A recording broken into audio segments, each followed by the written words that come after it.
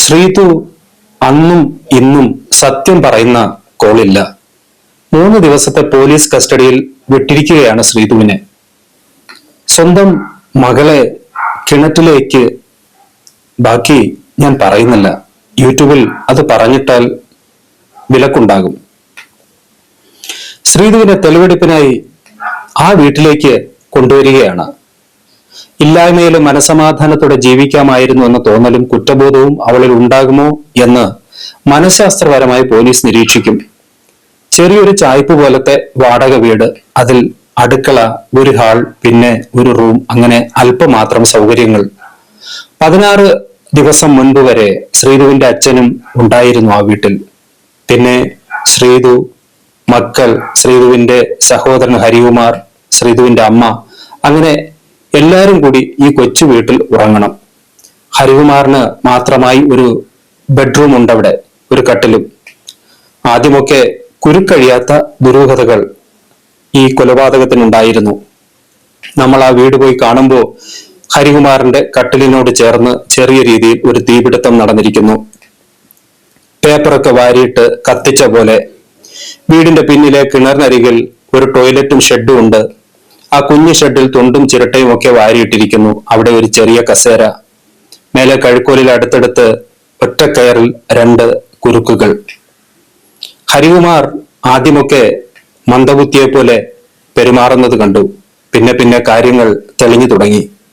ഇപ്പോൾ പോലീസിന്റെ മുന്നിലുള്ള തെളിവ് ശ്രീതുവും സഹോദരൻ ഹരികുമാറും തമ്മിൽ നടത്തിയ വാട്സപ്പ് ചാറ്റുകളാണ്. മൊഴികൾ പരസ്പര വിരുദ്ധമായി ശ്രീതു പറഞ്ഞുകൊണ്ടേയിരുന്നു. ഹരികുമാറിന്റെ നുണ പരിശോധനയിൽ ഹരികുമാർ പറഞ്ഞതൊക്കെ ഏകദേശം ശരിയാണ് എന്ന് പോലീസിന് മനസ്സിലായി. നുണ പരിശോധനയ്ക്ക് കോടതിയിൽ ശ്രീതു സമ്മതിച്ചില്ല. ആ സാഹചര്യത്തിലാണ് ശ്രീതുവിനെ പോലീസ് കസ്റ്റഡിയിൽ വാങ്ങിയിരിക്കുന്നത്. ഇന്നോ നാളെയോ പ്രതിയെ തെളിവെടുപ്പിനായി കൊണ്ടുവരും.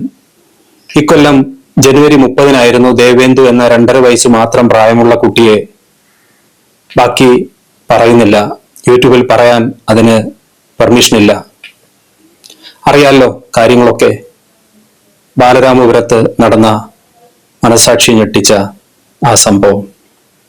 വെള്ളം നിറയെയുള്ള പിൻവശത്തെ കിണറിൽ കുഞ്ഞുണ്ടാകാമെന്ന ഒരു സംശയം പോലീസിന് തോന്നിയത് സാധാരണ രീതിയിൽ അതിലേക്ക് അന്വേഷണത്തിലേക്ക് എത്തിയത് അതിനൊക്കെയുള്ള സാഹചര്യങ്ങളാണ് നമ്മൾ ഇന്ന് നോക്കുന്നത്.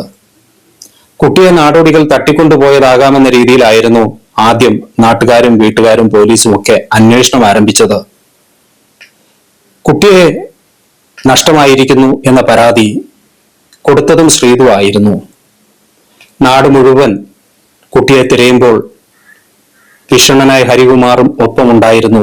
പോലീസിന്റെ നിരീക്ഷണത്തിൽ കിണറ്റിലെ ആൾമറയിൽ ഇലവീഴാതെ മൂടിയ ഒരു നെറ്റ്, അത് ഇളക്കിയിട്ട് തിരികെ ഇട്ട പോലെ ഉണ്ടായിരുന്നു. അതിലേക്ക് പതിഞ്ഞ പോലീസിന്റെ കണ്ണുകൾ കിണർ പരിശോധിക്കണമെന്ന ചിന്തയിലെത്തി. ഒടുവിൽ അതിനുള്ളിൽ തന്നെ കുട്ടി ഉണ്ടാവുകയും ചെയ്തു.